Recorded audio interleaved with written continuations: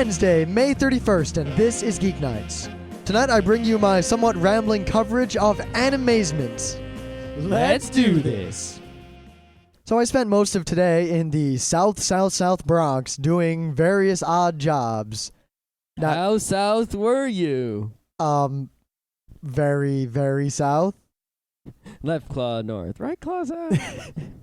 Yeah, but I did something that I haven't done in a long time. It's been many months, but while I was driving down, I passed one of my favorite restaurants, and I had a break, so I took the subway back up the way I'd came, and for the first time in many, many months, I had a White Castle. Ew. I had like 10 burgers and some onion rings. Ew. The best part was the onion rings cost more than 2.6 burgers. Ew. I don't know what you have against White Castle. It is perhaps the king of food. Maybe because it is in a castle, it is a king. However, the food itself is of the lowest quality. Well, not the absolute lowest quality, because you could just be eating dog poop or something. But of restaurants legally established in the United States with no health violations, White Castle is among the lowest possible caliber. Now, the funny thing is, I can't stand most fast food. I mean, the thought of McDonald's makes me kind of ill. The only fast food I can really eat today is like Arby's type. And I guess if you count stuff like Quiznos as fast food, because it kind of is. Yeah, all that plus White Castle. I can just Can't eat White Castle. I can pretty much eat White Castle burgers as fast as my body can process them. I can eat an infinite number of them. As long as I have access to a facility for relieving them from my body. Ew. Maybe it's because I grew up on White Castle. I mean, I lived in Detroit, and then I moved to New Baltimore, and there was a White Castle right down the street from my house. So if you eat a White Castle, does a white brick come out? No. No? No. No. Because I figure that's how they made those places. Actually, the one I ate at, or the one at which I ate, so Mr. Perry doesn't yell at me since he's back, as you've noticed in the forums. Well, he's been there the whole time. He just hasn't noticed any severe enough violations. Yeah, well, he kind of went on like a sabbatical or something, and he's back, and then someone finally went over the line. You know who you are. And Mr. Period failed to edit the subject line. I saw that particular post. I wonder if he knows that he can. I'll have to tell him. Yeah. Anyway, I forgot what I was going to say. Good. So we'll forget all about nasty-ass White Castle. Which is fine, because there's actually some big news in the Geek Front today.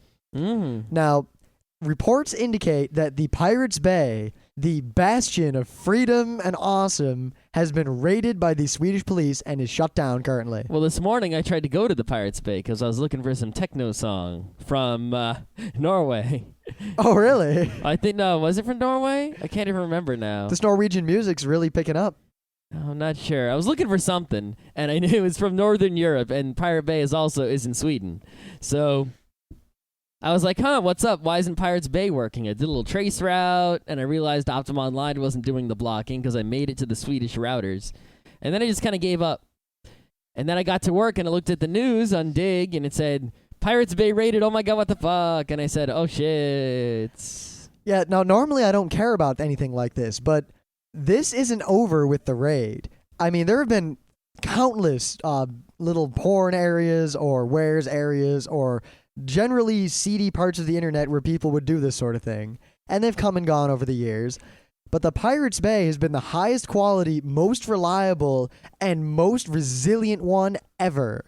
Yeah, I mean, Supernova was the big torrent tracker, and no one else bothered to be a torrent tracker. And Supernova really wasn't that great, so I'm kind of glad that it got killed.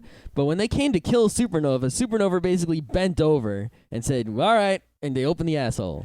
But the Pirates Bay just gave the 2 double deuces and stayed on the sinking ship. I mean, it's not sunk yet either. The Pirates Bay has received countless legal threats for many years, and every one of them, not only have they ignored, but they've responded publicly and hilariously. They have their own political party, the Pirates and something. And come on. Now, the thing is, I mean, a lot of people rely on Pirates Bay, and someone noted on Slashdot that the average traffic in Sweden on the internet dropped precipitously as Pirates Bay went down. Holy crap. And the thing is, the people who run Pirates Bay know what they're doing. They are well aware of the laws that protect them, and I don't think the people raiding them will actually have anything on them. No, because they're pretty much going to look through all the Pirate Bay computers to see if they violate Swedish laws, and they won't, because what is on the Pirate Bay computers? Well, it's a web server, probably Apache, and an index of torrent files, which aren't copyrighted. And they don't actually have the torrent files. They just have links to torrent files on other sites. Now, it looks somewhat like a fishing expedition, because I assume the Pirates Bay people, because they're very smart, don't have anything infringing on their actual servers. Of course not. Now, they also raided the homes of several of the pirating people. I wouldn't doubt that some of them will have at least one or two pirated songs, as people tend to have. As people who run the Pirates Bay tend to have. Yeah. But I mean, that would be like, say, if alcohol was illegal. You can bet that in the vast majority of homes in the U.S., there would be some amount of alcohol. Mm-hmm. Same deal. So one MP3, they get them. Yep. And I don't know what's going to come of that. Swedish law regarding that is much more open when it comes to personal, private, non-commercial use. See, if I was one of those pirate guys, I would be double slick. I would have stored all my MP3s and all that stuff on either portable hard drives and such that were hidden away where no one would find them. You know, when anyone, police came to my house, I'd just hide them in a secret cubby. Or I would put all of them on a server far away or in someone else's house and network to it. I have a much simpler solution. Yep. When the police officers ask me where I got all these MP3s, I say, I bought used CDs with cash. I then ripped them and threw the CDs away because I no longer needed them. Ah, it's a good one. And no matter what MP3 they ask about, that is my answer because it is completely unverifiable. It cannot be proven either true or false. That's the problem nowadays is in a lot of the stupid U.S. courts, the people are doing guilty until proven innocent instead of the way it's supposed to be. Yeah, it really sucks. 1,000 guilty men go free before one innocent man. Yep. Yeah, what happened to that? It seems that a lot of judges and companies basically care more about money and being stupid and being right than about being, I don't know about stupid and right. I think money is just really the only factor there. Yeah. I'm thinking justice, maybe. You're by default innocent. That someone has to prove that you did something. If it's impossible to prove beyond a reasonable doubt that you did it, you didn't do it, even if you did it. Yep. Now That's exactly right. Woe betide if the I judge. kill Rim and there's no evidence, he can't put me in jail. Woe betide the judge that ever has me or Scott on his jury. Woe betide. Or defendant or plaintiff. You know what? Pretty much anyone involved in that trial is not going to have a good week. No, they're not. But the one thing I really want to note here is that the Pirates Bay people are going to fight to the bitter end. They have hinted that if they have to, they will take everything and leave the country. The Pirates Bay will return. Arr. It's like the ghost ship. Arr. Now, the other thing about the Pirates Bay is that most of these sites prior to them were very porny and seedy. Yep. I mean, wares sites were generally bastions of wares, but they were also full of terrible porn and just scuzzy people. The other thing is a lot of those sites are poorly designed, or they're designed like wares sites. You know, the design of a wares site, all cluttered, and the interface is shitty, and it's hard to figure out what to click on. They have that animated GIF of a fire. Yeah. I hate those kind of sites. But then there's good sites like Mini Nova or Pirates Bay, which are designed nicely, and they're useful, and they work. I mean, the Pirates Bay was slick, user-friendly. It was run very professionally. Everyone involved in it was generally cool. And they're not just doing it for reasons of being pirates. They're doing it for ideological reasons as well. Mm-hmm. And I really look upon them as the early stages of freedom fighters against the various takeovers of the internet by, I don't want to say capitalists, but greedy corporate fucks, I guess. Mm-hmm. Yep. So, of course, we will be covering this developing story as it, develops. Now, Scott, don't you have some news? Oh, I do. So, CPM, Central Park Media, if you don't know. It being Anime Day and all. Hey, they're an anime company. They put out lots of anime in America that you've probably bought. like Utna. The Utna. Gonna watch some of that Utna? Yeah. They're not the best. They haven't really been able to compete with the likes of Viz, I guess, Funimation, Geneon, etc. They're, the second tier anime producing company. They were big back in the day, but they haven't been able to get the new licenses. So they haven't been doing so well. They're basically milking their old licenses. They're also not that good at making DVDs, to be honest. But they do license some important anime. Now, recently they laid off a bunch of people. And everyone said, oh no, this means that they laid off everyone they don't need, and the only people still working for them are some business people, and those business people are going to take care of the bankruptcy, and then it'll all be over. And I was like, oh well, I guess someone to see which anime companies pick up which of their licenses and which shows disappear into the void, and maybe we can get a whole bunch of cheap CPM DVDs. Yeah, I'd really like to get some more Utna. More Utna? Yep. So, but as much as I love that show, all I have are like 5th generation unwatchable fan subs. Yeah. And Utna is a joke. The actual pronunciation is Utena. Yeah. I don't care that sometimes they say Utena in the show. You don't call the show Utna.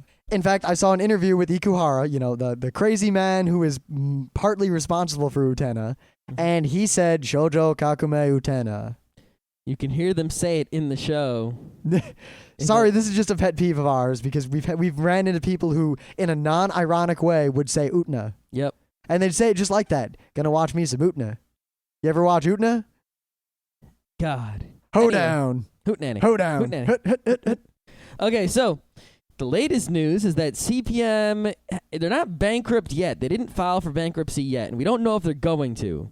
But the real thing that did them in was MediaPlay going out, because that was their biggest customer. So yeah. Their biggest customer died, and now they're in big trouble, just like a lot of other anime-related companies were in big trouble when MediaPlay died. Yeah, I mean, MediaPlay's failure it really sent shockwaves through the anime industry because they were a major, major distributor of anime and anime-related merchandise. They were the major distributor of anime merchandise. I mean, compared to, there was no company that bought more anime DVDs than MediaPlay. I mean, consider that MediaPlay went under because the stores were terribly, terribly non-profitable. But there were a few that were profitable, and they were doing well, but they still had to be shut down because the whole franchise was being collapsed. Yep. And the reason the whole thing died was because they sold CDs, and that was a large part of their business that they depended on, and CD sales. Yep. So as a result, all the other profitable parts of the store. Now, the few media plays that I know of, at least, that were being successful despite all this, made almost all their money from anime. Yep. I mean, the one in Rochester, I think anime was really the only thing they sold. It was basically an anime store within the media play. Yeah. It took up a whole corner of the store. It was huge. I mean, hell, we used to run events there. Yep. All right, so apparently CPM, is saying we didn't fire anyone because they suck. All these people are awesome. We just had to lay them off because we suck. If you want to hire anyone who just got laid off from CPM, then email hr519@teamcpm.com. Uh-huh. So if you need some anime employees, maybe some, I guess. We should hire someone for Geeknights. Yeah. I don't know if anyone works at CPM has the skills we need. Maybe DVD producers or something. I don't know. Yeah, I wouldn't mind an editor, so I wouldn't have to do post-production anymore. Yeah, but you're paying them if you get... No, we're not paying anyone. Oh, okay. Our first employee, we don't pay him anything. He just does it because he loves making people suffer. Awesome. I don't think we'll ever pay any employees anything. Awesome. Okay. What are you thinking, paying people for labor? That's almost capitalism. Oh, okay.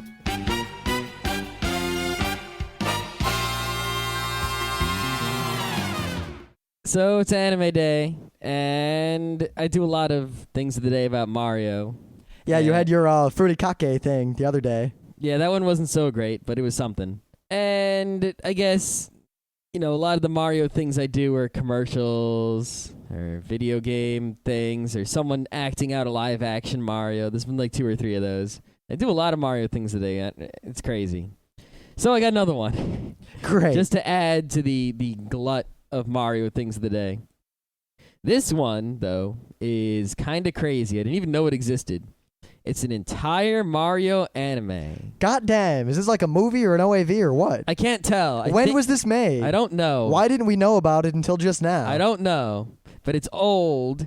It's got to be 70s, 80s time. Oh, no, wait. It can't be 70s. Mario didn't exist in the 70s. No, he didn't.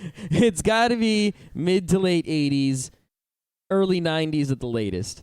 And it looks like a movie, so given that the production quality looks about equal to the Mario Super Show, which is TV in the early 90s, I'm thinking this is an 80s movie. I think you forget how absolutely piss poor the Super Mario Brothers Super Show was. I don't think you understand how piss poor this anime looks. Well, the only problem I see with it is Luigi. You mean blue and yellow Luigi? Yeah, what's up with that? Blue. You need to mix the blue and the yellow ink together to get the green, people. That's how it works. Luigi kind of reminds me of Lupin a little bit. Just the way the voice actor is and the way Luigi seems to act.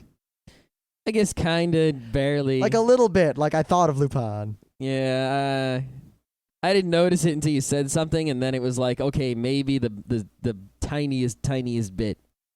Anyway, this is pretty humorous, even without subtitles, but you're not going to be able to see the whole thing. On YouTube, there are only 3 parts. The pre-credits, the credits in the beginning part, and then a little bit more of the beginning part, and then that's it. They don't have the rest of the movie on YouTube yet. But obviously someone has this movie somewhere. And someone should fan sub it, because right now, watching it without subtitles, I can only get so much of the plot. But there's some crazy stuff in there. There's Luigi raiding casinos and coins, and everyone eating magic mushrooms, and They're working in some sort of grocery store. yeah, and there's a giant paratrooper that brings into a paratrooper nest, and there's more magic mushrooms. And we're not just talking about the mushrooms that make you big. We're talking about all kinds of magic mushrooms here. I think it looks to me like they're trying to figure out which mushrooms are poison and which ones aren't. And Luigi's being stupid and eating all the mushrooms. And yeah. What I like about it, though, is it definitely only includes Super Mario Brothers. It doesn't have regular Mario Brothers. There's no PAL blocks. It doesn't have Doki Doki Panic. It doesn't have Mario 3 or World. It's just Super Mario Brothers. Mushrooms and fire flowers and stars. We really need to figure out more about this. I think this needs some research, but you know what? I'm willing to bet someone's going to post all the answers in our forum, so if you want to know the answers. Yep, and if not, I imagine someone will make a wiki. A wiki, huh? Which may or may not be deleted. Yep. Like the Juggernaut bitch one was recently. Yeah, I think for the second time. I think the haha wiki and the O'Reilly wiki are still there. Yeah, well, the thing is, I think they won't let any meme get on Wikipedia, but some memes are just so widespread and so well known that they warrant intellectual discussion. At least that seems to be the general opinion of the editors of Wikipedia. Yeah, there was some other meme I was looking for in Wikipedia that just wasn't there. Which one? I forget. Oh, great. Yep. Are you sure it was a thing? Are you sure it wasn't nothing? I'm sure. Oh, really? Yeah, really. All right. So, my thing of the day is related to the main topic of today's show, which is my trip to Animazement. Now, I'll talk about this when Was it Animazing? You know what? I actually forgot that I was going to say that in every episode until you said it. You have inadvertently done my bidding. Wait till I talk about the musical, which I'm going to talk about later, because there is a joke there, too. But anyway, Animazement, I almost said Animazing, has this thing they do every year. Like, every con has their little thing, like the thing that makes them stand out, or their cool thing, or the thing they do really well, or the thing people say, oh, like Otakon, they always have the musical guest, or Katsucon has the awesome cosplay, or Anime Central has the Iron Guest competition. Animazement's thing is there's a bunch of people who put on an anime musical every year. Apparently, this has started recently, and it's pretty badass. But the thing they did this year was, and this is my thing of the day, they did a musical on how to run an anime convention and what is involved in anime conventions as a whole. The title, I believe, was It Seemed Like a Good Idea at the Time. Now, they did, in one point, they're making fun of the music video, AMV bits. And they have an AMV contest, and the 2 judges are sitting there. They actually went through the trouble of making the anime music videos that they then showed in the musical to make fun of anime music videos. High production values and everything. They got whoever did it knows what they're doing, and they made high quality, good music videos to weird German music and terrible anime, but very well done. I mean, what I expected was, all right, they're probably gonna have like 10 Dragon Ball Z Linkin Park videos, or okay, they're gonna do like a million Ava videos, or something Naruto making fun of AMVs and why they're bad nowadays. They did that, but they did it with this weird German polka music, and at the end, like the last 4 videos, all are to the exact same song, like this, and it's just hilarious. It's actually somewhat reminiscent of what actually happens at anime music video competitions. I remember, I think it was Otakon 2 years ago, the AMV competition, all the videos were really fancy with all sorts of special effects and high production value. Like someone spent a long time making those things with fancy software they may have paid for or pirated. Yep. But the videos themselves just weren't good. Yep, but these were bad on purpose at least. Like they went out of their way to make them terrible. Ah. And it was fantastic. The best one is the very first one they show is to Char, as in, Char's counterattack. Char from Gundam, guy in the mask, old school. But it's to that same German polka thing. And it's just hilarious. The thing I'm linking to is the forum post in the Animazement forums where they're going to eventually post the actual music videos that they showed. Currently it is just a discussion of them. I tried to find a link to it. No one has put it up on the internets yet. And I wasn't about to go bother the people responsible. How come some things take negative time to get on the internet? Like you go and someone already put it up before you even thought to look for it. And sometimes people take forever, and it's like a year later it comes up out of the woodwork, and you're like, what the hell? This isn't, I don't even care anymore. Well, I think the reason here is that they also filmed the musical itself, and they're trying to put together a thing to have it available.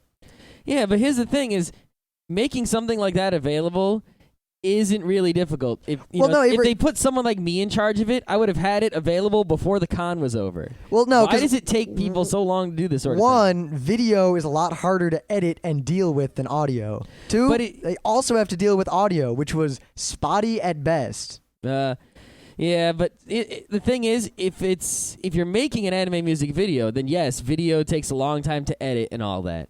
But if you're videotaping an event, and you only have one camera. Now, if you have 3 cameras, then there's editing, because you have to choose which cameras for which scene. Well, there's editing anyway, because there were, some delays between scene changes and bits when the crowd was unruly that, I got to edit out. And they got to splice in, because, they were filming it, and there were actors on stage doing their thing. But then when they did the AMVs, they showed them on a screen. Oh, well, they had the AMVs Yeah, already, and they're going to put them up shortly. Yeah. Still. I mean, I got to note that I'm still recovering from this frickin' con. I'm sure the other staffers are. Hey, if you were there, I got almost no sleep. Even so. Yeah, plus I commute now, and unlike you, I actually do work at work. I do kind of. No, I did a work at work today. It took me less than a minute to do the work that someone told me to do today. I actually drove around the Bronx plugging things into other things and then writing things down about them. Well, that's not very difficult. Yeah, but it's time consuming, and I can't just take a nap like I used to be able to do at IBM. Yeah, or just I don't take early. naps at work. I just kind of Yeah, I kind of miss. I mean, for the last 3 weeks at IBM, I would show up late every day, and I left early every day, and I took a long lunch, and I still got all the work done that I would have gotten done anyway. It made me realize that I probably could have worked about 4 hours a day and still done everything they ever wanted me to do. Man, I could work an hour a week and do everything I'm doing now. I wish they would give me a new project. If they don't give me, I'm going to start looking for a new job. For real. Not just talking. I'm not going to be a shit talker anymore. Oh, really? Yeah, really. We'll see. We will see. All right.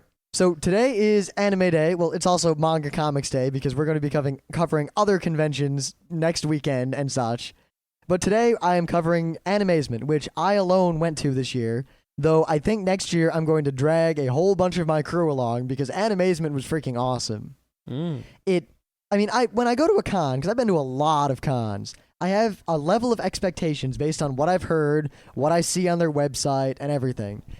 And I don't want to sound mean, but I had middling to low expectations of Animazement. I also had a similar expectation. Like, it seemed like this kind of small Southern convention. Like, I'd never even been to the Carolinas. I expected it to be somewhat similar in size and structure to, say, OhioCon when we went, only I assumed it would be a slightly larger and slightly better run. Now, like Katsucon basically meets or slightly beats expectations. I mean, I like Katsucon, but it's pretty much what I expect. Compared to what I expected, Animazement blew me away, first off. And second, regardless of my expectations, Animazement was awesome enough to where I am more than willing to go back there every year despite the massive expense of flying all the way out there. It's not that far out there. Yeah, but all told, it cost me a lot more money to go to Animazement than it's cost me to go to any other con ever. Really? Yeah. I mean, Otakon cost us very little considering, how we take care of the hotel rooms. Katsucon is super, super expensive, but that's just because the hotel costs a lot and there are only like 3 of us in it. We should go to PAX on the cross-country super trip. God, that would kill us. We should do it anyway. Yeah, not this year. I got it. I'll quit my job right after, and then I'll be able to do it. Well, if you do that and I'll give you my little recording bit and you get coverage of the cross-country thing. God. Yeah. If I do it, though, I'm going to have to bring some strange gamers in my car. Yeah. You could deal with that. Yeah. If they'll fit. If I won't kill them along the way. Yeah. But anyway, Animazement is in Raleigh, North Carolina. Well, it's actually in, I believe, Durham, North Carolina, which is right next to Raleigh. Raleigh-Durham is the same. It's one place. It's like how Anime Central is in Chicago, but it's actually in Rosemont, but they're the same. Same deal. And it was Memorial Day weekend. I was there for 5 days. I mean, I left Thursday, and I came back Monday. So it was basically a week-long vacation for me. And the convention was awesome. I went because a good friend of ours, Nuri, she has been on the show at least once, and we're going to talk to her again sometime soon, hopefully. She invited me to Animazement to, do a panel like I always do. I do the same panel at every freaking con. And I said yes, and I kind of forgot about it. And then she reminded me, and the other guy who was going reminded me, and I'm like, oh yeah, that thing. So I went and bought my plane tickets, and I took care of all my stuff, and I took the plane out there. I'm not going to... Now, from this point forward, I will do my typical convention coverage style, which is semi-chronological. It seemed to work pretty well for Katsucon. I will ignore all of my travel, because traveling will be covered tomorrow when I rail about the airline industry and how much I hate it. I can talk about how many things in the airline industry are stupid, but I am awesome when it comes to airplanes, and you all suck. No problem I've ever had with an airline has had anything to do with me. And actually, I've avoided many problems that airlines would have caused me by being me. Yeah, the one time I had a major problem with airlines was mostly because I had to fly somewhere over a holiday, when normally I refuse to travel on holidays, and I'll visit my family on other times when there aren't a billion mouth breathers in the airport. I've traveled during busy holiday season on 2 occasions with no problem. Yeah, because you fly places where JetBlue goes. I fly places where there's no JetBlue. Because I'm not stupid. Yeah, you see, I really can't fly to Detroit any other way. There's no JetBlue there. Don't go to Detroit. But that's where my family is. Son, tell your family to move. Yeah. Anyway, so I arrived Thursday night. And this is the one thing, I mean, I'll say this a bunch of times, but Animazement is a small con that has all the niceties of a large con. It is the best that a small con can be as far as I'm concerned. And along those lines, they have Thursday night registration, which many cons do not have or added recently. And I didn't bother with that because I was a panelist, and I became staff very shortly as a result after some things that I'll talk about later. But I got there Thursday, and it was really kind of sedate. There were a few cosplayers wandering the halls. I sat in the artist alley and watched people sign up for tables and set up and check in and do all their stuff. Very uneventful. However, unlike most cons who have a Thursday check-in, Animazement had stuff going on Thursday. They had some karaoke going on in one room, and I think they were showing something in another room. Like, not a lot. Definitely not a con. But there was stuff to do if you were there Thursday night. Whoa. The most I can see going on a Thursday night at a con would be swimming in the hotel pool and DS battles. Yep. The fact that they actually had a con-sponsored event Thursday is crazy. Well, remember, because it's a small con, it's still in a hotel. Hotel cons can go 24/7, and there's no rules, really. So if they have the place reserved Thursday night, they can just use it. Otakon, they have to kick you out at 2 a.m. no matter what. Yep, but it's all good. Yeah. Though I do remember our mini Otakon in the hotel pool last year. Woohoo! Thursday night. Ring, ring, ring. Yeah, don't get me started on that. We'll talk about that some other time. I believe we already talked about it. Did we? Yeah. Okay. But I have some banana phone stories from this con. Oh, great. Now, Friday, the business started. I got there pretty ass early because Nuri, who was the person who was basically taking care of me this weekend, since she invited me out, her and Evan, she had to be there to do the Artist Alley stuff because she was staff. And I needed a ride to the con, so I went with her at the crack of early morning. Well, crack of early morning, like 8 o'clock. Yeah, the butt crack of dawn. Yeah. But we get there, and I help out and set stuff up, and I have my little badge. And then they give me a little security badge, and they're like, hey, could you go help us with this line over here? Because I kind of volunteered to do that sort of thing. So I walked over to all these people milling around, and I put them in line to get into the dealer's room. They were trying to get into the dealer's room. It wasn't open yet. And I just did my thing, the thing I've been doing at the RT Anime Club for how many years, the thing that I did at Katsucon, crowd control, stuff that, while it sounds silly, Scott and I really know how to do that stuff. Like, we're good at it. Hey, you fools, get your asses in line. But even the little things, like how to set up a line, like how to make the gap so the fire marshal doesn't get mad, or how to keep people from cutting, or how to get people to actually listen to you as opposed to just ignore you. Yeah, that's one thing, is that this typical grumpy security guy, he doesn't work so well when, in terms of, if you're a typical grumpy paid security guy, you do one thing really well. You prevent people from being violent and stealing and all those sorts of things. Sir, I'm going to need you to move along. Exactly. That's pretty much all you can do. Or my my favorite con security person ever. Remember the TMR concert at Otakon way back? All of your cell phones and pagers. That wasn't con security. That was an Otakon staff person who was not pleasant. Yes, but she was Otakon has a weird staff structure, but at this con, security and staff were kind of synonymous. Mm-hmm. Like, staffers had jobs, but then there were staffers who were security. Mm-hmm. And I was given a little security thing, and I took care of this line. And then the staffers started coming over, and they were basically like, wow. Admiring your line. Like, wow, that was a really good line. And over the next few hours, I was basically promoted to full-on staff, and I became, like, the security dude. They gave you, you did such a good job on that line. Here, take care of all our lines. Yeah, you know what? It was freaking great because I hate it. Yeah, you know what all the Animazement people were thinking? Haha, we got that chump to take care of all the lines. Well, That's what they were thinking. It's more that I really like being staff at things like this. I mean, it's gotten to the point with conventions where if I'm not going to the con for something other than just going as a fan, I'm really usually not going to enjoy myself. I'm not that kind of fan anymore. And I really get most of my enjoyment out of, I guess, giving back or like being the person who provides all this stuff to people as opposed to being the one who consumes it.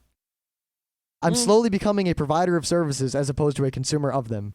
Yeah, a lot of the services at cons have already been provided, so they're no longer entertaining. But, at a lot of cons, there's all, I always do something new that I haven't done at cons before. Eventually, it'll run out, but not yet. Yeah, it's run out for me, but I've been to a lot more cons than Scott has, mainly because I was living alone and bored for a long time, so I went to every freaking con I could get my hands on. Uh-huh. And plus, also, I ran that RIT Anime Club for so long, and I really liked it, and I guess I'm kind of an attention whore. A little. I like to be in charge. A bit. I like to be... A whole lot? Well, it's mostly that I like to be in charge of things because I know that usually I can run them well. And it bothers me when I see something run poorly when I know that it could have been done well. Oh, that bothers me also the most. Yeah. When you see someone doing a job that you could do that job. And it's like when you watch someone play Mario 1 and run into the first Goomba. That's what it's like. You're like, yep. Oh my God. Or when you see someone playing Mario and maybe they're doing just fine, but they're not holding B to make Mario run fast. It's like, You are so, Yeah. Or someone puts a piece in the wrong place in Tetris. It's the same feeling. Oh, why aren't you getting these people to line up properly? Why don't you know how to do it? What's wrong with you? Yep. And as a result, because it bothers me so much, Scott is more immune to this because he seems to have avoided most responsibility in most of his life. But I love it. I mean, I like being that guy. I like being the guy who takes care of things. I like being in charge. And it's worked out pretty well for me. And I've slowly, like every con I go to now, I'm a panelist or I'm a staffer or I'm some sort of press guy or I'm something. The trick is to do all those things without making any promises. That way you can't be the target of blame. True. But the thing is, being security, you really have to accept the fact that you will be blamed if something horrible happens. Yeah. But it worked out really well because the crowd was big. Like, it was bigger than they expected. A lot of extra people showed up this year. And there were some lines that really needed someone to take care of them or else bad things could have happened. Now, Saturday is the day when I can talk about the big line where I gained a bunch of fans and I even signed an autograph. Yeah. All right. I became very popular among... But our signatures are terrible. I know, my signature is a scribble with another scribble. Mine is also 2 scribbles with some big scribbles towards the left edges of each scribble. Yeah. But I started doing the security thing, and basically for the entire con, I mean, I enjoyed myself and I did a couple events, but mostly I walked around and made sure that everything was running smoothly and that no one, was doing anything stupid. Now, fun stupid was fine. It's an anime convention. This is someone doing something stupid every which way. Actually, people always say, Southern hospitality and Southern, politeness and all that, and just how people are down there. And I gotta say, the people I had to deal with at this convention, from the security standpoint, were the most polite, well-mannered kids I have ever run afoul of. When I asked people to stand in line, they would be like, oh, all right, great. And they'd stand in line and be like, is this good enough? Are you sure they weren't being like, is this good enough for you, Mr. Liney, huh? No, they really were. Everyone, I didn't have to yell at anyone ever for the entire convention. Now, contrast that with Katsucon, where I did security, where half the con was, sir, please, you can't stand in front of the fire exit. Move. No, move. No, yes, you. And I don't ever want to do security at Katsucon again. Luckily, we're guests at Katsucon next year, most likely. All right. Or at least panelists again. There's no way I would ever do security there again. But I will be staff forever at Animazement if they'll have me back because it was fun. And I really got along with the staff. I'll talk about that all at the end when I talk about the after party. Now, as for the con itself, Animazement's main thing that it seems to have going for it is that they have awesome guests. As in, they have a whole bunch of cool Japanese guests and whatever American voice actor and such guests they can get. But the really cool thing is that the Japanese guests, many of them come every year because they like this con.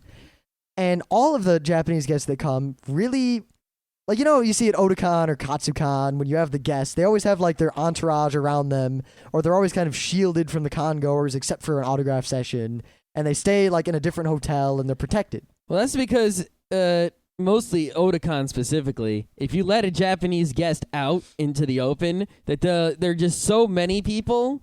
Like, at a small con, they might be safe because at worst, 5 fanboys come up and bother them. Yeah. Because that's just how many people will care enough to go up and make some mischief.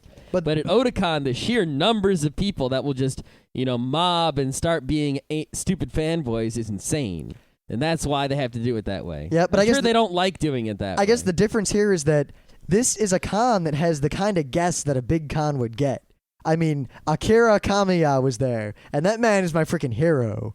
All right, what does he do? Oh, he was the voice of people in old anime that I like that you either haven't heard of or don't care about. Awesome. Oh, though he was Roy Fokker.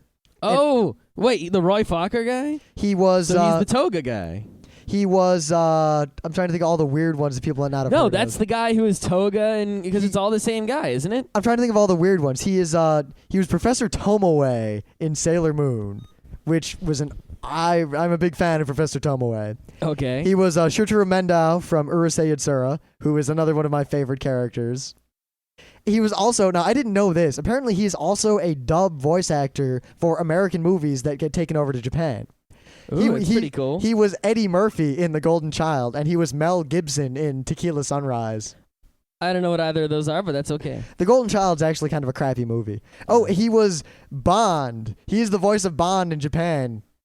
James Bond? Yeah, in 007 GoldenEye and Tomorrow Never Dies.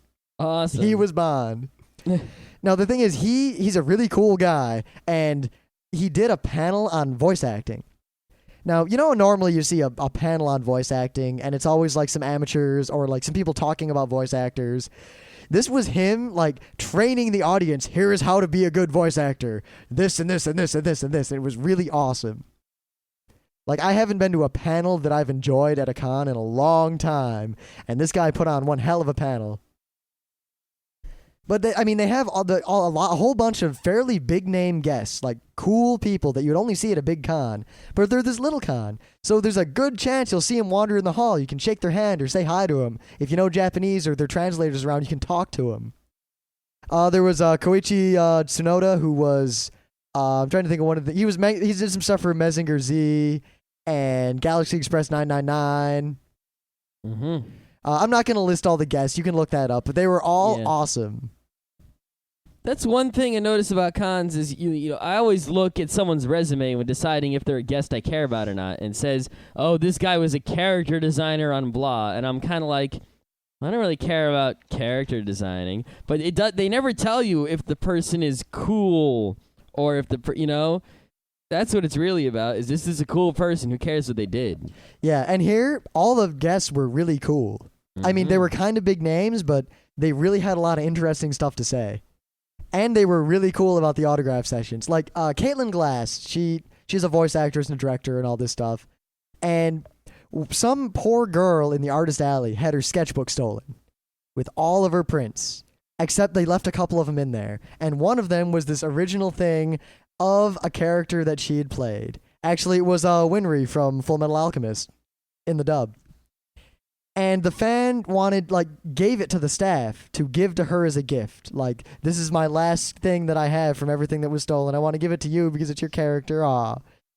And it ended up being where she actually got to meet Caitlin Glass and hang out with her a little bit, and it was really cool and happy. All right. But all the voice actors were just walking around the con, hanging out at the after party. They were talking to anyone who wanted to talk to them. They seemed to enjoy themselves. Now, aside from that, the actual panels, one other neat thing about Animazement is that they really focus a lot on Japanese culture and language. And apparently they do a lot of outside of con stuff, like funding Japanese studies and funding schools where people can learn about this stuff. So all of their panels really have an educational bent to them. I went to this one panel on geisha, as in, like Maiko and geisha and that sort of thing from Japan. And it was a very informative, very awesome panel. I'm not sure what else I can say about that.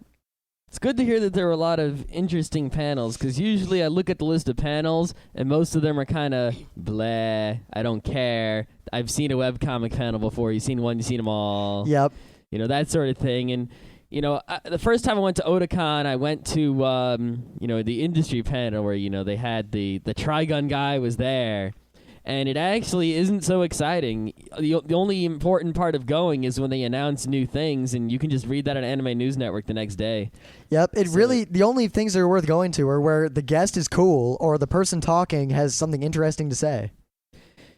Yeah, and don't discount some, because I did this a lot, is you discount someone, you look at their resume of what they are, this guy did this, and you're like, oh, who cares about that guy? But then if you actually go see the guy, he's way cool, and that's why those panels are crowded. And you used to think, oh, why is that panel crowded? And sometimes it is because, oh, he's the American voice actor for some character, and all the teenage girls are going, eek, whenever he talks in the voice. But some of the panelist guys are actually, and girls are super cool.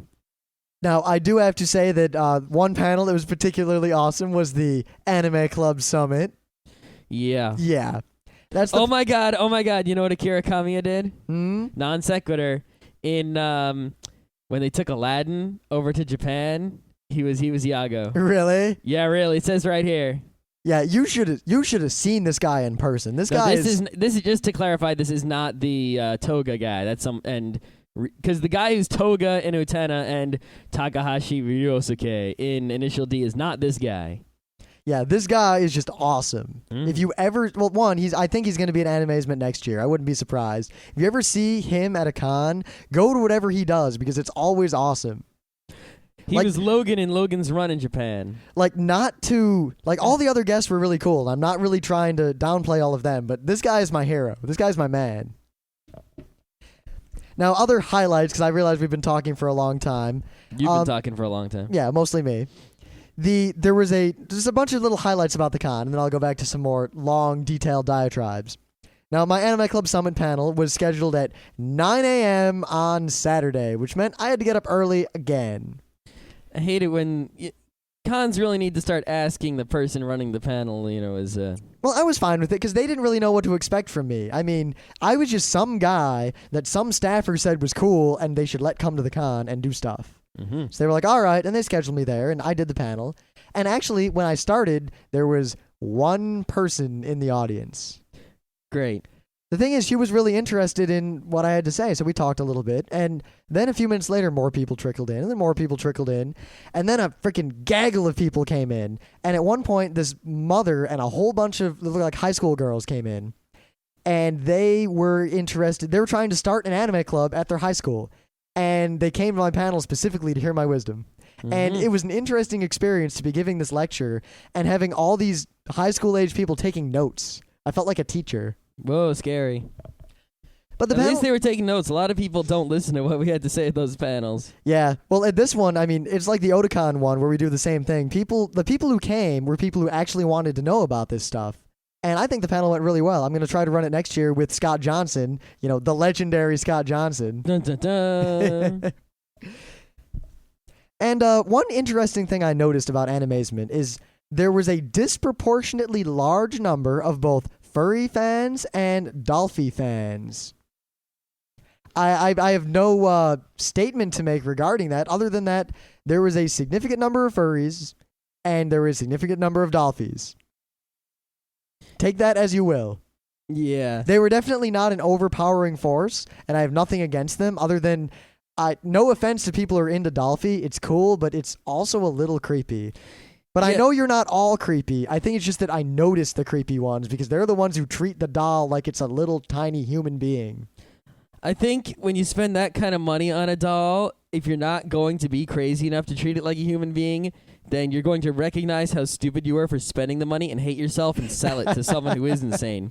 And that's why the only ones you notice are insane, because they think the only ones are insane. Honestly, the only Dolphy people that really scare me are the ones who are J-Rock types and Dolphy types combined. Because then the Dolphy turns into like this idol avatar of whatever J-Rocker they currently have the hots for, and it gets kind of weird. Mm-hmm. I tried to interview some Dolphy people about their Super Dolphy, and I failed mostly because I'm not sure if they didn't want to talk to me or if they're just that antisocial. I really couldn't tell, but I couldn't approach them in a way where I could ask them if they wanted to be interviewed. Huh. At least without breaking all of my social, I guess, rules. Which are? How some people, they give off the body language of don't talk to me? All the Dolphy people I wanted to talk to constantly exuded that aura. Kind of like those board gamers I tried to talk to that I talked about yesterday. The one group of people who were playing a semi-German board game at Animazement. Yep. Now, more overview stuff. The dealer's room was about what you'd expect. It was a typical dealer's room, though there was a game seller who had German board games. There were the two typical guys selling knives and swords, which luckily I didn't have to deal with anyone buying a sword and then running around the con with it. That's always a worry. I remember at Otakon, the kid who came up to me, and he was like, "Hey man, how old are you?" And I'm like, "Why is this guy asking me how old I am? Does he want me to buy him alcohol?" He's like, I'm like, 22. What are you coming out to me, punk kid? And he's like, will you buy a sword for me?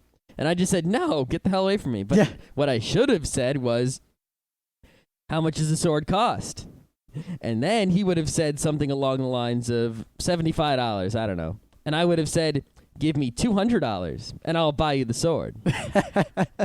And then I would have bought the sword. And then he would have come up to me and said, give me my sword. And they'd be like, why should I give you the sword I just bought? And if he would have said something, I would have been like, who here is holding a sword? Who here should keep their mouth shut? And if anyone comes up to me at Otakon next year asking me to buy them a sword, I am totally doing that. Not even joking. All right. And if they're stupid enough to give me a pile of money, I might not even buy a sword. I'll just take the money. And be like, the kid gave me $200. Around for me. Now, in regards to cosplay, there were a surprising number of Jigens from Lupin.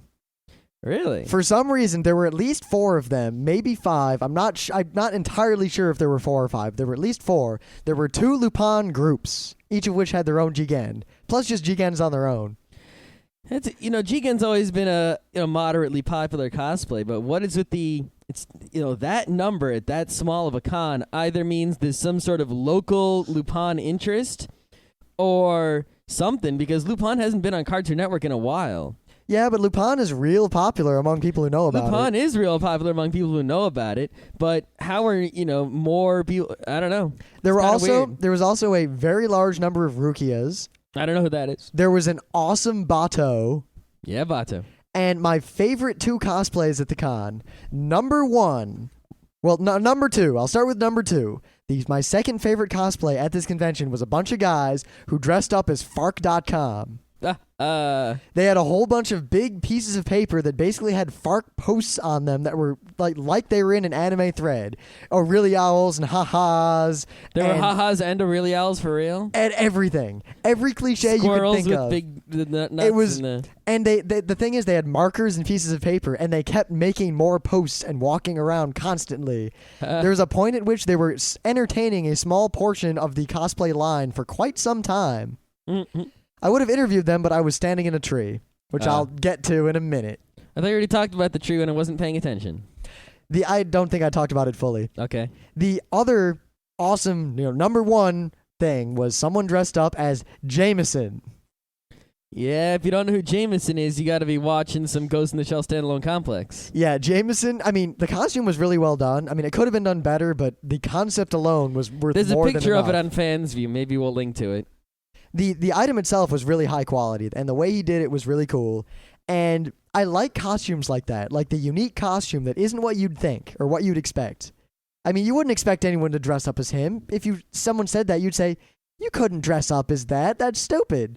And the way he did it That's not what I would say. I would say, oh, I never would have thought to do that. The guy's awesome for thinking of that first. Well, the way he did it was instead of being Jameson, he made a Jameson, and he pulled it around, and he dressed up himself as Jameson's assistant. That's a good one. It's a good one.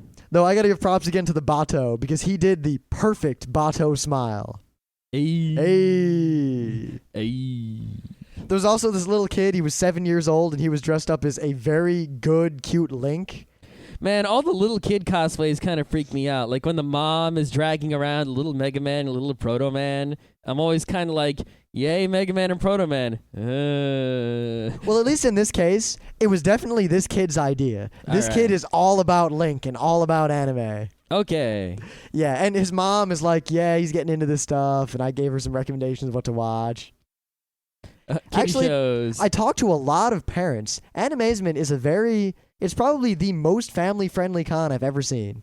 Really? Because Otacon's pretty family-friendly. They just keep the families sequestered in like 1 or 2 rooms far away from all the craziness. Yeah, but you couldn't just let a 13-year-old wander Otakon without worrying as a parent. A lot of people do, but yeah, but a lot of people don't. Yeah, Otakon is a mess. And you couldn't really drag a 7-year-old around Otakon. They would get crushed. That's why you bring them to the little Oda kindergarten. Yep, Oda, I forget what they call it. I also forget what they call it. They call it Oda something. Yeah, it's a funny little name. Oda Kids. Oda-chan. Oda-chan, that's it.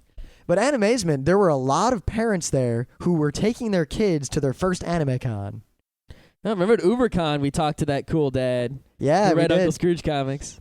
But I talked to a whole bunch of parents, and I interviewed a bunch of them about it, and overwhelmingly, they were all they could say is that none of them watched the anime. Like, with few exceptions, most of the parents don't have any idea what this anime stuff is about. They're not interested in it at all. But they know their kids are into it. They're happy their kids are into it because now that they've gone to these conventions, they've seen that the kids who were into it seem to be very smart, polite, interesting, not druggies, not losers. Mm-hmm. Half the parents said things along the lines of, at least they're not into drugs. They're just perverted. Now, I did find it interesting Sex-crazed, that nymphomaniac, hormone-enraged teens. none of the parents knew what yaoi and yuri and hentai were, but their kids definitely did. All I have to say is, ha ha. You should have told the parents what yuri, yaoi, and hentai meant. Nah, because I wasn't going to do that to these kids. These kids seem to have their stuff together. You know what? We should do it to just one to see what happens. Wow. We're like, has your daughter ever mentioned to you yaoi? She's like, oh yeah, she says it's her favorite book or whatever. Do you know what yaoi is? Yeah, it's robots and nurses and shit. I think you're really going to like it. We could do a whole bit on that, explaining to parents what that is. Maybe we should. Huh. Like as a public service thing. Because the problem here is that it's a really big problem for manga, actually, is that because that's where most of the yaoi that's in this country is. It's not, and hentai DVDs, but hentai DVDs, they check those. But the yaoi manga isn't checked as much because people don't recognize. Well, you know what? How about we just do a show whenever we have a free Wednesday on like a parent's guide to anime? That'd be good. I think it'd be really good. Yeah. But, the thing is that right now, the yaoi is real, and the shonen ai are popular with the teen girls. But parents don't realize what the kids are buying, and they're just like, oh, it's all manga stuff. And if someone sees, then... So, all manga might get a bad name because of the yaoi sneaking in, you see? So, in trying to avert this seeming inevitability of there being a big hate against manga, like there's a big hate against video games which are violent, Yeah. we should try to, inform parents not all of it is yaoi. Just don't let your kid buy the shrink wrap stuff. Yeah. That's pretty much the best rule. Yep. Now, I've talked a long time, so I'm probably going to try to wrap up this a little bit because I could talk for many hours about all the crazy things that happen. I guess I'm going to turn half of my stories from this con into geek fables for future Thursdays. Great. Because they're very generic and very just funny. Like my adventure of trying to get food with Evan on Friday. Oh, food. It turned into like the worst ordeal of the entire convention. Wasn't there a nearby food place? Oh, I'll talk about it someday. Okay. Oh, good God. Now, to its credit, it ended with me getting some good shawarma. Shawarma. Yeah. Yeah. But some highlights from my duty as security. At one point, I heard a large group of people going, da na na na na na na na na na na na, Yeah. getting louder and louder and louder. Gee, I wonder what could be going on over there. I turn and I see a bunch of kids with a beach ball and some duct tape and some saran wrap, and they're rolling this beach ball around, and then they come across some garbage and they tape it to the beach ball, and they continue. At least they're keeping the con clean. Now, of course, I let them keep doing it because basically, Animazement is probably the laxest in terms of keeping kids out of it, not out of trouble, but keeping kids in line of any major con I've gone to. I mean, they let the kids get away with a lot more. They just really stop them if they do anything dangerous or stupid or anything that could cause a problem. But if kids are just being loud, they just kind of let them roam free and get it all out of their systems. And it was kind of refreshing. I mean, I was allowed to let kids do things that I thought were cool, that if they tried to pull that stuff at Otakon or Katsucon, I have to stop them. Like this Katamari thing. Now, I let him go and I forgot about it. The next night, the Katamari ball had grown substantially. That's what Katamaris tend to do. I don't know how they fit it out the door of the hotel. But apparently they're going to take it to every con they go to for the rest of the summer. Who's going to store it at their house? Someone has a truck. They've got it all taken care of. Like, I interviewed the kid about it. They have got this planned. We'll see how good they are. Yeah. See, that's how you tell the quality of people. Is you come if it was us making that Katamari ball, you would see that Katamari ball at every goddamn convention for sure. We would have a storage shack rented out. But that's how you tell is if someone sucks, then they'll say, "Yeah, we're gonna do this." They'll come up with a plan, and then they won't. It'll fall apart and just crumble. That's sucky people. Yep. So my litmus test here is I'm not going to search for them, but if I hear about their Katamari ball again, I will consider them a success. Yep, I agree. Now, at one point, some kids formed a conga line. And it was like 10 people, so whatever, and I let them go, and they're doing their little thing. It came back as 100 people. It came back because the con was this long, long line, basically, and everything was in this long line, long hallway.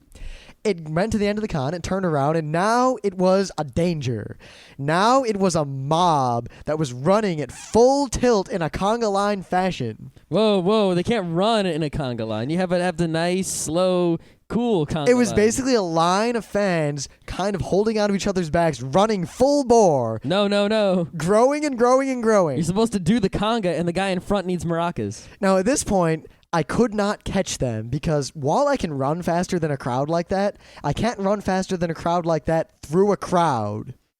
And I was yelling at the end of it, I caught the end of it, and I was like, "You please just stop!" And luckily, they were all still going. So I basically set it up like a mirror. They were running toward one end of the con. There was a dead end over there. So I ran over and I waited, and it hit the wall.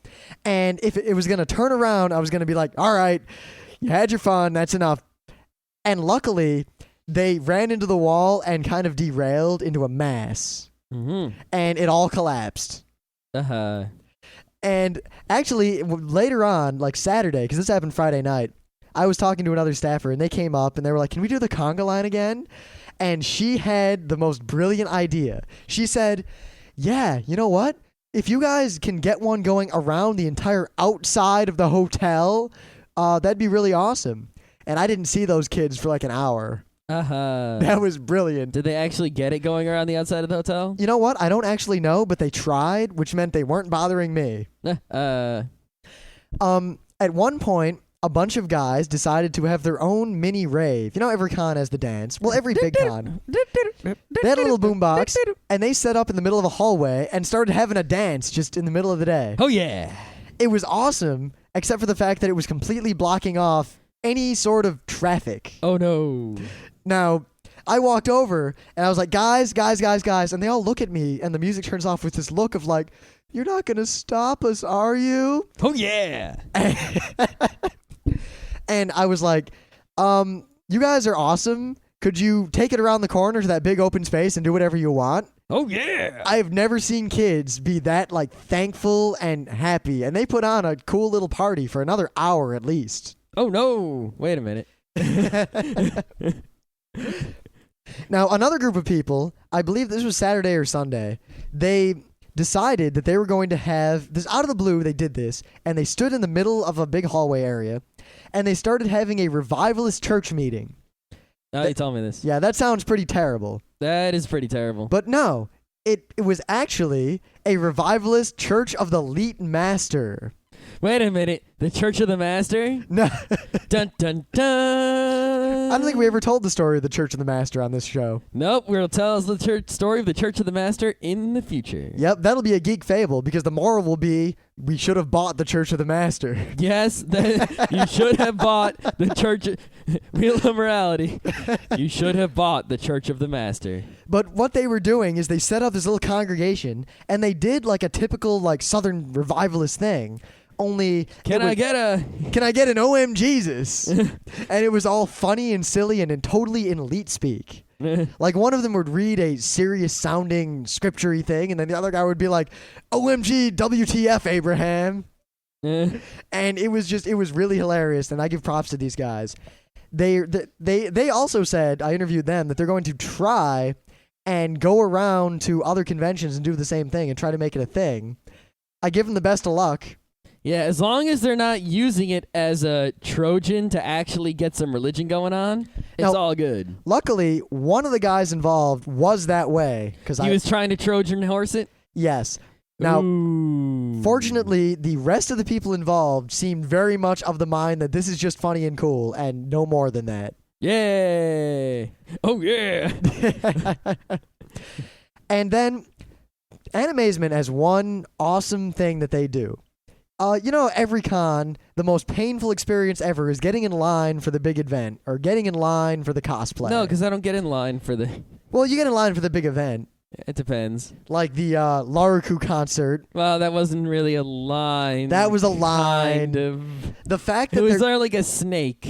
Animazement has a general no lines policy. Snake. And the way they did the it's a seating snake. for the cosplay and the musical was that they gave everyone who wanted numbers to get into the cosplay. Like Otakon, you have a sticker. And at like 10 o'clock in the morning on Saturday, you can go to this desk at any time and get a sticker. And the sticker has a number, 1 through like 7. And an hour before the cosplay, or an hour before the musical, they'll set up these big poles that have numbers on the top from outside the con. And you were guaranteed to, if you have a number 1, you can stand by the number 1. And when they form the line for the cosplay, they take all the number 1s first. Then they take the number 2s, then they take the number 3s. So you don't have to stand in line, you just go over to your number right before they take them in. That way, you're standing in line without standing in line. It worked really well. The only drawback was that the musical was delayed somewhat for various technical difficulties. As a result, I was standing outside, and I realized that I was pretty much, for a bit of time, the only staffer anywhere, and there was a large, increasingly unruly mob. So I did what any sane man would do. I climbed a tree, and from there, dealt with the crowd. And I learned that there is one and only one way to get the attention of a crowd of geeks, and that is to yell Leroy. There are other ways, but you yell something akin to Leroy. It worked so well, it was amazing. I couldn't get their attention, so finally I yelled Leroy, and half the crowd yells Jenkins. And then they all looked around to try to figure out who yelled Leroy, and then they all saw me, and then I could do what I needed to do. And I got to say, that is the point at which I became a semi-celebrity among the people of the con. Because being in the tree, I had people call me such things. First, I was the tree guy. Then a bunch of girls started calling me the tree bishi. That was very fun. One girl gave me the second oddest compliment I've ever been given in a public place. Where her and her... The second oddest? Yes. I was told that I look like some guy she knows. And I was like, well, how should I take that? And she said, well, he looks like an elf. And I was like, all right, that's a compliment, right? And she's like, yes, very much. Because, I have my long hair, and I was, like, hanging in this tree. One group of people called me the Bishonen Dryad. Quotes. Exactly that. Two girls wanted to they posed with me and had someone else take pictures. I signed an autograph for someone. Someone took a video of me standing in the tree. I don't know what it is. Like? It was just a really good climbing tree. Like, it had a nice spot I could stand on. Oh, stand. So a pretty big branch. Yeah. Oh. And at one point I had a megaphone up there. How high was the lowest branch? The lowest branch was about like shoulder height. Oh, really? A little above shoulder height. That's like great. Yeah, it's like the perfect climbing tree. That's like perfect. Now, it's not so low that it's like a stepping stone, or like it's a staircase made of branches, but it's not so high that you have to do a pull-up to get on there. Yeah. Now, second oddest compliment. Now, that's a statement that warrants some sort of explanation, I assume. I was once complimented by someone at RIT who said to me, and I quote exactly, "You walk like a vampire." All right. And she meant it as a compliment. Freaky. Yeah, I found that interesting. Freaky larpers. And to this day, I'm still not sure. No. I'm still not sure what that means. It means freaky larpers want to do you. That's what it means. Yeah. You should run away very quickly because they want to take their golden goblet and put your blood in it and drink it. Yep. But I got to say, it was real fun to have a crowd to, muck with. And actually, other staffers arrived at some point to help me. And then they did their awesome thing. The staff were all really awesome. Like, if any of you are listening to this, I have to give props. You guys pulled off one hell of a con, especially considering how few of you there were. Yeah, I remember before the con, you were skeptical of the intelligence of the staff that you'd never met. Yeah, because when I haven't met people who run, like, an event... You just assume they're stupid. Yeah, mostly because most events I've gone to were run terribly. The staff at Animazement are badass. Most events are run terribly. There are some people running some event. Those people must be terrible. Yep. But then, until proven otherwise. yeah, well, look at the New York Comic Con. Dun dun dun. The New York Comic Con. New York Comic Con is run by a company that runs conventions. And you know what? They suck. Dun dun dun. It's funny how the people who volunteer and do it just because they love doing it are always better than the people who are paid to do it. Yeah. I wonder. Well, no, I don't wonder. I know exactly why that is. Open source. Dun dun dun. I actually had to explain to some of the people at my new work because I was trying to explain, wait a minute, so you paid to fly to Raleigh so you could work security and talk at a convention, and they didn't pay you to do this. Why would you do that? It's fun. Yeah, but why would I do work like that for other people? People just don't get it. Now, the last thing I'd really like to talk about at Animazement is, I wouldn't say it was the highlight of the con because I couldn't really pick out one highlight. I had a freaking amazing time. Amazing. But last year, they did, I promised I would say Animazing at every day of this week. So I said it again. But the previous year, they did a musical. People got together and did a full-on musical to Evangelion that was supposedly hilarious. As a result, they decided to do one this year. And did you talk about this as your thing of the day? Yeah, I did. That's right. Well, anyway, to sum up, because I said I'd talk more about it, it was called, it seemed like a good idea at the time, and this con was called Animazement, so they did this parody musical about running a convention called Animosity. And it was utterly, utterly hilarious. I didn't get to interview the people who actually did it because I only ran into... Did they actually have songs? Yes, they were good. Were there any spoken lines, or was it all singing? Spoken lines and singing, like a typical Broadway musical. All right. And the scene changes were actually the funny... The scene changes consisted entirely of the lights would go down, they would move this potted plant from one part of the stage to another part, and then the lights would come back on with different people standing around. There is supposedly going to be a DVD or a video of the entire musical, and I will let you all know when that appears because this was freaking hilarious. I really can't... I've heard tale of similar things at other conventions, and they're very popular because it's like most cosplays are a ragtag bunch of guys throw something together at the last second with people they met at the con. Or they're the crazy professionals who can't do much because you only get a minute and 30 seconds to do your skit. And you can't control the lighting, you can't control the you can barely control anything. All you got is like a CD, costumes, maybe a set piece if you can move it really quickly, so it's got to be made of cardboard. I mean, remember the awesome Muppet Revolution thing at Otakon? Yep, I've got a video of that. They had to freaking whip it out and run through the skit so fast because they didn't have any other choice, See, there's another nice thing. In the musical, they did the AMV thing. They also made fun of the cosplay. And for that, they had a whole bunch of actual cosplayers do actual cosplay skits. Which were ended with hilarity. Because I bet you they were commenting on the cosplay skits, honestly. Yes. Wow, yes. That sucked. Yeah.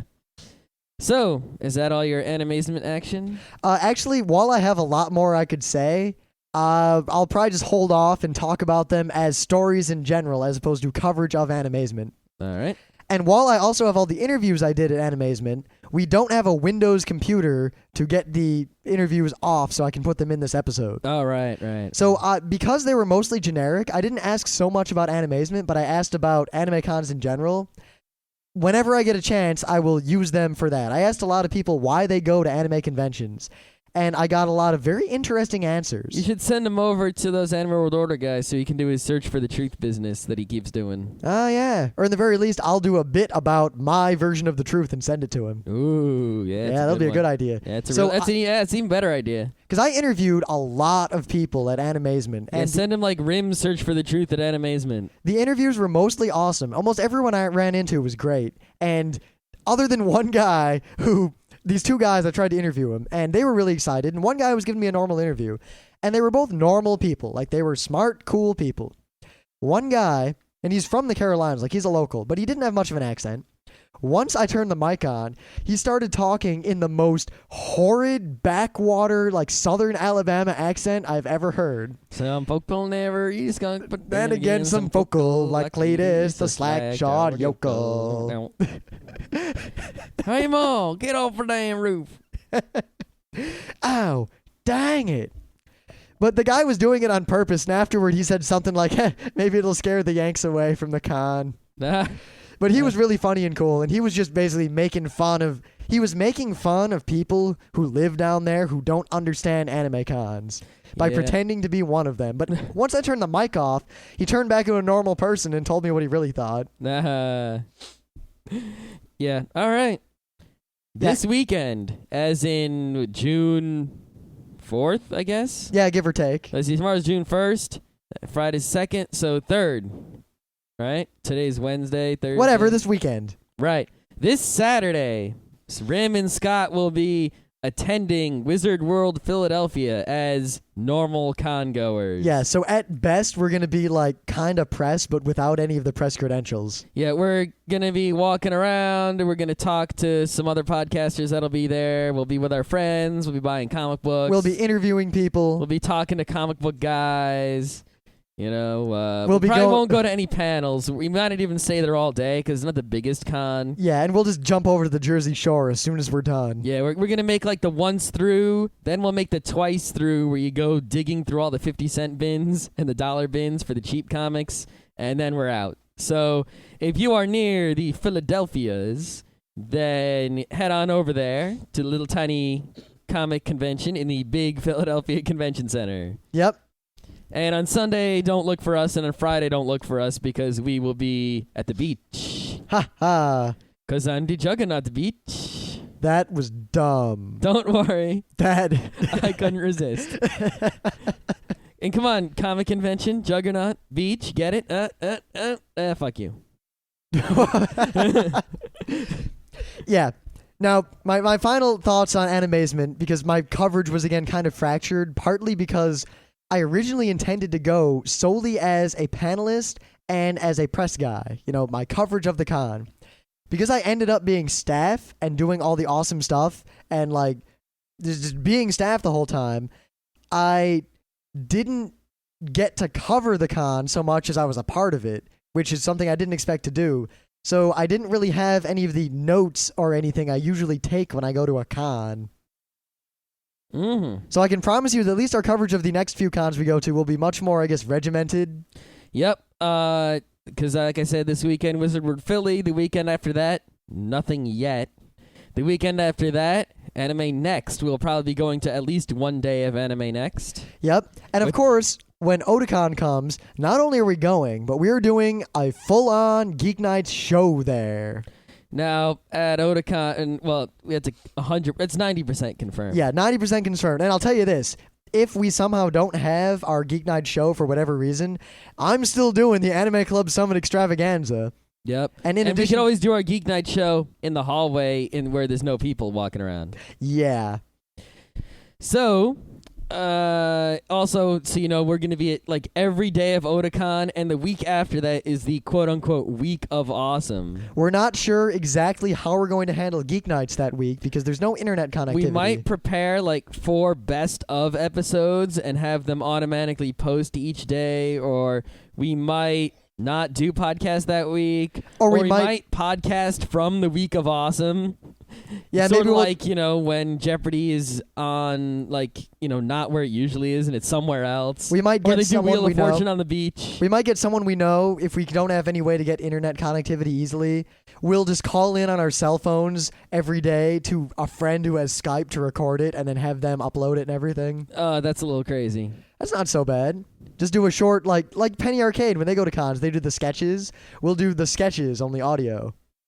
I guess, yeah. We'll see. We got a long time to plan that out. We do. And I can tell you with certainty that I will be at Animazement next year, and there's a decent chance that we'll be doing a full-on show there, a Geek Night show. All right. Let's see how many conventions we can do Geek Night shows at. Well, let's see. So far, it's going to be Otakon, Animazement, Katsucon. We got to start hitting up some non-anime conventions. UberCon. So far, we got UberCon. Let's go for a couple more gaming conventions out there. People talk really well of Dragon Con. Where is it? Somewhere far away. Great. I mean, there's that Origins, which I'd like to go to, but that's kind of far away. Yeah, there's or Gen Con. Isn't that one of those moving cons where it's in a different location all the time? You know what? I don't actually know. I've never been to Origins. Like, don't BotCon and Gen Con move around all the time? Gen Con is complicated. I don't know what the state of Gen Con is now, but it used to be It in exists. It's big. It used to be in Wisconsin and or Europe. And it's England, Wisconsin, and somewhere else. I don't know. I don't know what the deal is with it anymore. Mm. Mainly because that kind of con is not my bag usually. Yeah. Neither are Comic Cons, so I think I'll have Scott do any of the interviewing we do this weekend. Yep. Because my interviews would consist of, so why the hell do you read comics? Why do they bold every other word? What's wrong with Stan Lee? Does he not have a dictionary? Maybe a thesaurus? Yeah. No, even I'm not too good with the comics. You know, I walk around and there really aren't. Besides, I think Kevin Smith is going to be there. Besides him, I don't really know. Well, no, actually, you know who we can interview that'll be awesome? The brothers Kubert are going to be there, and one of them studied medical illustration at RIT. Ah. So if I can remember which one, it's either Andy or Adam. Which one went to RIT? We can talk to him, and it'll be cool. So in closing, Animazement is fan-fucking-tastic. I cannot express to you enough how much I enjoyed this con. I enjoyed it more than Katsucon. Mm-hmm. And Katsucon is a big con, like one of the full-on cons that I'm used to. Animazement is just, it was amazing. It's Animazing. Oh, no. Oh, yeah. Oh, yeah. Step into a Slim Jim. No, I was doing the Kool-Aid guy. I know, but I couldn't resist the Slim Jim. Dude, Randy Savage versus Kool-Aid.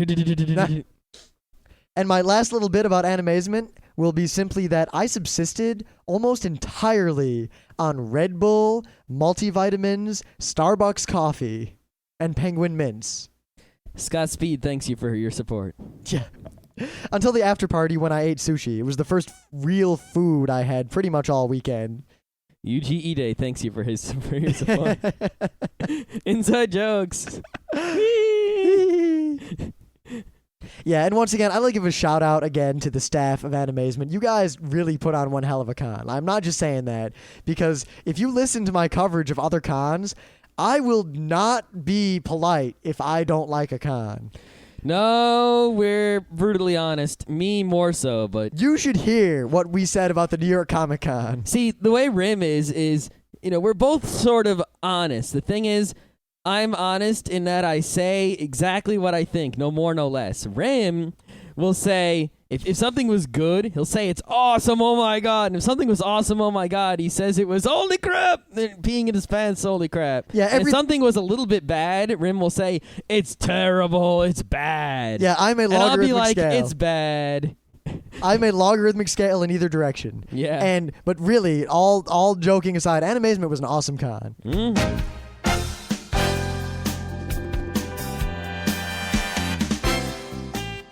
And that was Geeknights with Rim and Scott. Special thanks to DJ Pretzel for our opening theme. Be sure to visit our website at www.frontrowcrew.com. If you like our podcasts, you'll love our forums. Make sure you visit them. You can send your email feedback to geeknights@gmail.com. And if you want, you can leave us a voicemail at 206-333-1537. Geeknights airs every weeknight, Monday through Thursday. Geeknights is recorded with absolutely no studio and no audience. But unlike those other talk shows, it's actually recorded at night.